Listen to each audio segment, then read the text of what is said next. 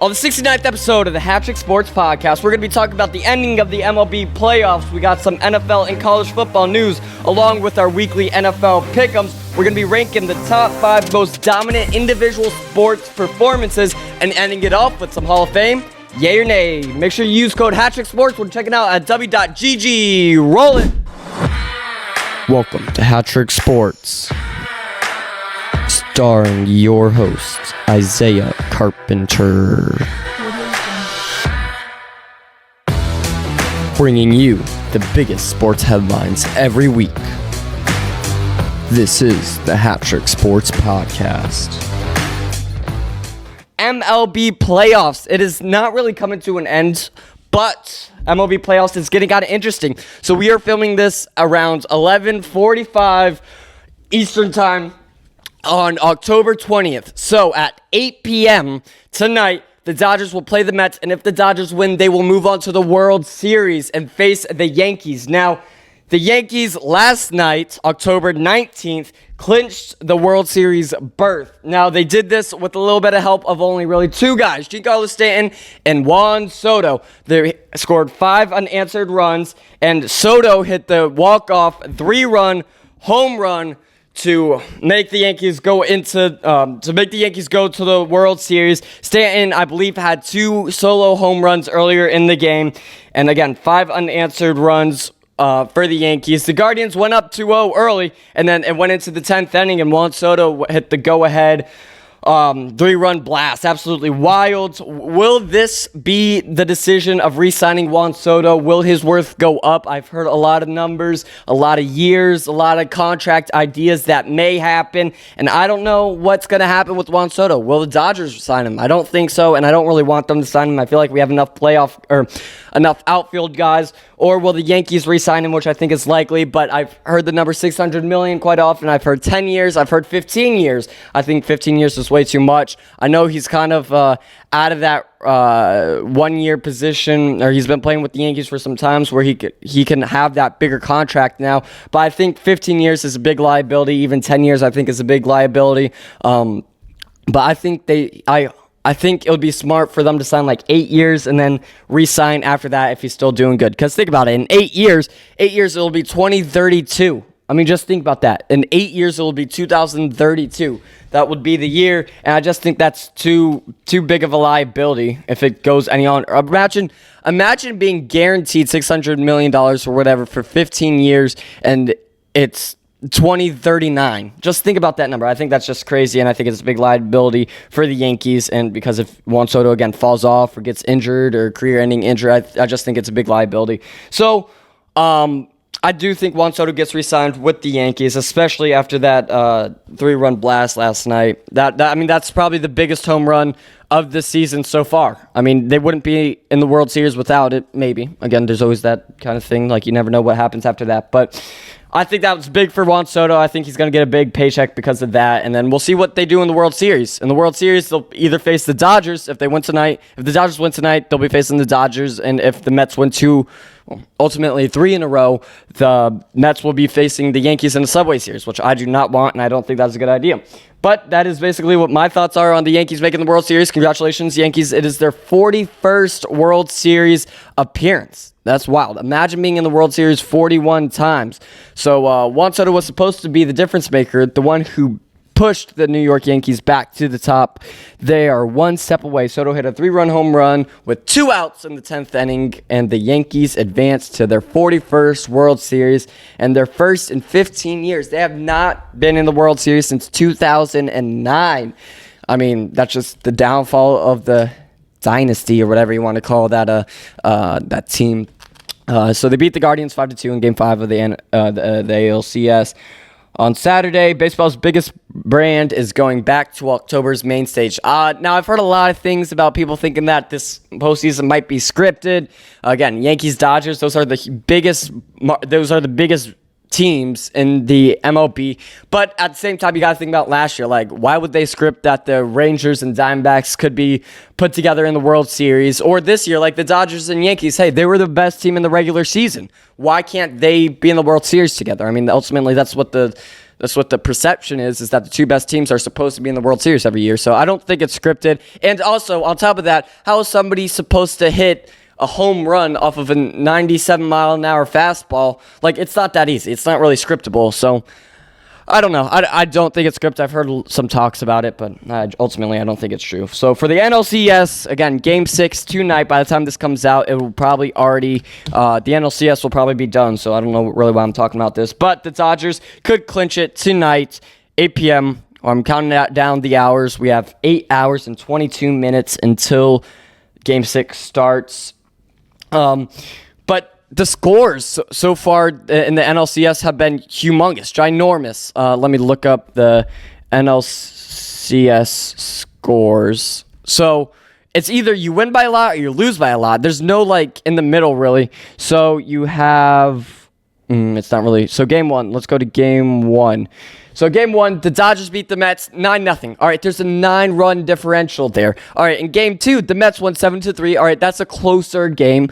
In Game 3, you had the Dodgers win 8-0. Again, an 8-run deficit. The second shutout for the Dodgers in the NLCS. Again, after losing 7-3, whatever, a little fishy. In Game 4, the Dodgers won 10-8, another 8-run deficit. And then Game 5, the Dodgers lose 12-6, a 6-run deficit of the Dodgers losing. There's just these huge run differentials in these games. I'm not really sure. I don't really understand why. But again, Game 6 is tonight, and a possible Game 7 would be tomorrow, Monday night. I hope it doesn't get there. I do think the Dodgers win. I think it's going to be a Dodgers-Yankees World Series just because the Yankees would have to win 3 games straight against the best team in the league. I'm not just saying that because I'm a Dodgers fan. Like, statistically, they are the best team they were the best team in the league in the regular season. So I'm just saying I think it's kind of, I don't really understand why the run differential was so, like, drastic for both teams in the NLCS. So whatever. And the Dodgers don't really have starting pitching. Now, that might be why. They really only have 3 starting pitchers, and then they've been throwing bullpen games. They're going to throw 2 bullpen games in the NLCS, and in the World Series, the biggest stage of baseball, they're going to have to throw bullpen games. Now, I'm not complaining because Game 3 of the NLCS, the Dodgers did win 8-0 by throwing a bullpen game, but after that, the bullpen kind of collapsed and really hasn't gone up too much since then. But let's take a look at these stats that I got. Thank you, John Boy Media, for these stats. But the Dodgers can clinch their 12th World Series matchup with the Yankees. This will be... If the Dodgers end up making it to the World Series, this will be the 12th time the Dodgers have faced the Yankees in the World Series. The last one with Yankees the last time that the Dodgers have faced the Yankees in the World Series would be 1981. And then before then, they had 11 more times that they faced each other. But it's been 40-something years, 45 years. No, that's not good math. But it's been 40-something years since the Dodgers faced the Yankees in the World Series. And I think that's good for baseball. I said it last episode. I think that the Yankees-Dodgers World Series would be phenomenal. But the average margin of victory in the NLCS is 7 runs. Again, I just went over some stats on that. 7 runs is the average margin for the winning the NLCS. That's just a lot of runs. 7 runs is a lot of runs in baseball. The Dodgers have 18 home runs. 18 home runs this postseason. Again, this is before Game 6 of the NLCS. And that is the most this postseason, and it's 5 more than any other team. We have October guys. We have Kike Hernandez. We have Max Muncy. We have Teoscar Hernandez. Shohei's gone deep a few times. I mean, we have guys that hit bombs in October. Mookie Betts even. And the Mets can force the franchise's first Game 7 since the 2006 NLCS, which I don't think that will happen, but, you never know. So those are just little stats, storylines of the day, again, presented to you by John Boy Media. Thank you, Talking Baseball with John Boy Media, for those stats. And, yeah, I mean, it's really going to rely on the bullpen. Game 6, winning in for the Dodgers. Bullpen game, I don't know if it's Mark Pryor. I don't know if it's the stretching routines, the whatever that they do. I mean, there's just so many injured guys. I don't really understand why. But let's move on to some more MLB news. Brian Anderson. Now you guys might be thinking, who's this dude? Brian Anderson had probably the greatest announcing... I don't really know what it's called. He announced the John Kensey Noel's whatever home run. I'm going to play the clip for you, and I'm just going to talk about how iconic this is. So I'm going to, what am I going to do? This is what I'm going to do. Yeah, right here. All right. Listen to this. Let me know what you guys think.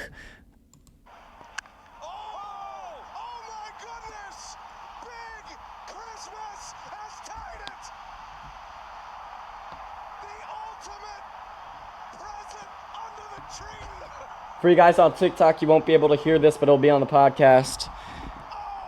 Basically, 1 second. It's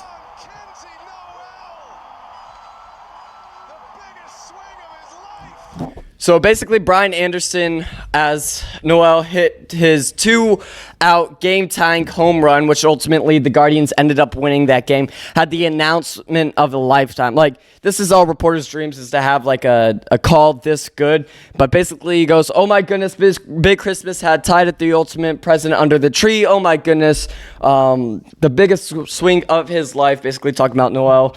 Obviously, Noel and Christmas. But I just think that that's got to be the best announcer call all season. It's got to be, right?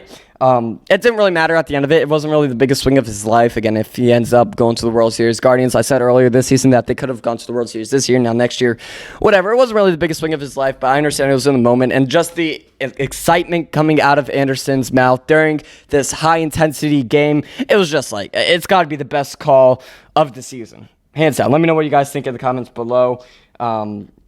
Yeah, and it was just one game, but I do understand that was a huge swing for him and the Guardians. It could have changed the trajectory of the ALCS. Ultimately didn't, but whatever. So that is it for MLB news. Let's move on to some college football news. Texas fans throwing debris onto the fields. Hold up, let me go here. Yeah, Texas fans threw debris onto the field after an interception was called back due to the pass interference. Now, obviously, the Texas head coach was like, "Hey, guys, come on, stop. You can't be doing this." There were hundreds of water bottles on the field. Now, props to the Texas organization. They had tons of guys picking up water bottles quickly out of the end zone. But I know as a Dodgers fan, there was some drama with the Padres and stuff like that.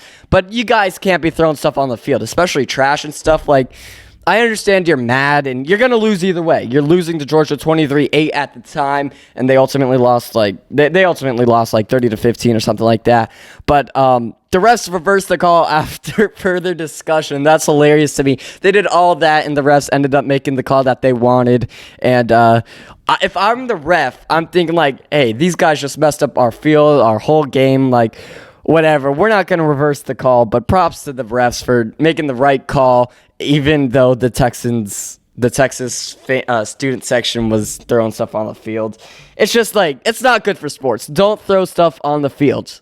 Even the Texas head coach was like, "Hey, guys, come on, stop. What are we doing?" And I hope it ends up getting back to them, but whatever. I think the Texas head coach realized that hey, he could get penalized or a penalty on Texas if the student section kept doing that. And I think that's why he ultimately wanted them to stop. But just don't throw stuff on the field, and good job, refs, for making the right call, I guess. Yeah, and they, like I said, they ultimately ended up losing. More college football news. What's going on with Alabama? Why are they ranked 7? I still don't understand why they're ranked 7. So they lost to... let's start it back September 28th. Let's go back to September 28th. Georgia was playing Alabama. Georgia was the best team in the country at the time. Alabama runs up big on them. It's 35-0 or something crazy like that. Georgia ends up coming back, and they're ending up winning, and then Alabama scores a game-ending touchdown, and Alabama ultimately wins. And I understand it's the best team in the league, but they had 35 unanswered points, which is not good at all at any level, even against the best team in the league. And then they almost blow it. You're up by 35 and you almost blow it. So after that, I expected them to drop a whole bunch ranking wise. And then the next week after that, they play The next week after that, they play Vanderbilt, unranked Vanderbilt, and lose 40-35. Hey, guess what? They're still ranked top 10. They're ranked, I don't know what they were ranked at the time, but they're ranked like 7 or something. And then the week after that, this was just a couple weeks ago, October 12th, they almost lose to South Carolina, unranked South Carolina. So they only win 27-25 against an unranked team. And hey, guess what? They're ranked, they were ranked 7 after that. And then now they lost to ranked 11 Tennessee 24-17. So what do you rank them now? I mean, that's like the best loss they've had this season, and they're still ranked 7. Now, the new rankings have not come out yet. At the time of this recording, we're actually 2 minutes out before they come out with the new rankings. But college football committee, like, you guys these guys shouldn't be ranked top 10 in college football right now. They're not as good as you guys think they are. I don't know if it's because of Nick Saban, if these players are gone, like, whatever, but Alabama's not good. And they lost to all these teams, and they're still 7. I understand. So it'll be interesting what they ended up ranking them after this week. Let's move on to, let me see if that's it. Yeah, that's it. Let's move on to top 5 most dominant single game performances by an individual. All right, let's move on here. At number 5, you have Michael Phelps, 8 gold medals in the 2008 Olympics. So obviously the 2008 Olympics were played in Beijing, and Michael Phelps set a record by winning 8 gold medals in swimming, and he broke this guy's world record, who had 7 gold medals previously in a single Olympics. His performance was just so dominant. It was very dominant. He had a ton of world records from that Olympics, and so that's why it's at number 5. At number 4, you have Serena Williams, 2012 Olympic Games. So in the 2012 London Olympic Games, Serena Williams had probably in tennis the most dominant performance. She won the singles gold medal without dropping a set and losing only 19 games across the entire tournament. She also completed a career Golden Slam with this victory. So again, it wasn't really a team effort. Like, most of these aren't, except for number 1. These are individual sports, and she won this, and that's why it's at number 4. Now, I probably could have switched Michael Phelps with Serena Williams, but whatever, sue me. At number 3, podium, you have Tiger Woods, 1997 Masters win. He was only 21 years old. He was this young kid. He had one of the most dominant performances in golf history. I think, because it's at number 3, I think it was the most dominant performance in golf history. He won the 1997 Masters tournament with a 12-shot margin. That's like 3 holes. And again, you're going up against the best of the best in the Masters. This really set off his career and solidified him in one of the greatest golfers ever. He won by 12 shots. Think about that. I forget what he scored and what he actually ended up scoring, but I just remember second place was 12 shots under him. That's like 3 holes in the Masters.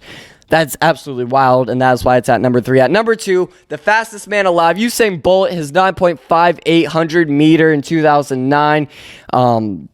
This was in Berlin. Bolt shattered his own world record by running 100 meters in the 9.58 seconds. This ultimately made him, again, the fastest man in history and the undisputed king of sprinting. That's 10 meters per second. That's that's more than 10 meters per second. And 10 meters is about, for you Americans out there, that's like over 30 feet. 30 feet per second. Think about that. For 100 meters. 30 feet over. It's like 32 feet per second for over a football field. That is absolutely wild, and that's why it's at number 2. Number 1, that was runner-up to number 1. Now, number 1, there's some controversy about it. Did it really happen? Did it not? If it did happen, Will Chamberlain's 100-point game. I mean, think about that. In 1962, he set the unofficial NBA record that still stands today by scoring 100 points in a single game against the Warriors. With the Warriors against the Knicks. Now, again, there's a lot of controversy. Did it really happen? Did it not? Hey, guess what? If it happened or if it didn't, it was close. It was close to 100 points, let's be honest. And I do understand that, this was I don't know, 80 years ago. Not 80, I guess 60 years ago. And a lot has changed since then. And basketball back then, were they just passing him the ball? There's a whole bunch of stories on whether this actually happened or not, or like what were they really even trying? But let's be honest, that's got to be the single greatest feat record made by an individual. Whether it happened or not, if it was within 10 points, that's got to be number one. All right, so there's your top 5 most dominant single game performances by an individual. Let's move on to the sponsor for this week. We got W Energy. W Energy. So we have tried each of these. We've had the blue raspberry and we've had the mango orange flavor, but I have not tried this passion fruit one. Passion fruit juice sauce. I have not tried it yet. I've had other guys try it, but this will be my first time trying it. So basically, W Energy, W.GG. Today we are filming on Sunday. I got to watch football. I got homework to do. I got to edit this podcast. I got to do a whole bunch of stuff. And the Dodgers could clinch a World Series berth tonight at 8 o'clock tonight. And I obviously got school and stuff tomorrow. So I'm hoping this will keep me energized. I'll keep you guys updated. Basically, you take a scoop. It's real simple. Just take a scoop. Dump it in there. Really good flavors. There's no like crash out or like it won't get you jittery and stuff. It's just good old energy drink. So you took a scoop in there. Make sure the lid's on. It smells fabulous. Give it a shake. Again, just one scoop. You can get your own W water bottle. Make sure to use code HatTrick Sports when checking out for 10% off your order. It helps me. It helps you. It helps W.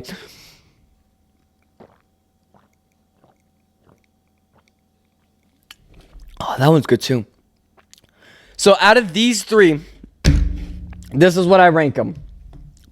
I have blue raspberry at first. I've tried these 3 flavors. So at first place, you have the blend of the finest blue raspberries. I think that one was the best by far. At number 2, you have passion fruit juice sauce. That's at number 2. And then at number 3 is still incredibly good, and I highly suggest it, but the Calio cream mango orange cream. That is at number 3.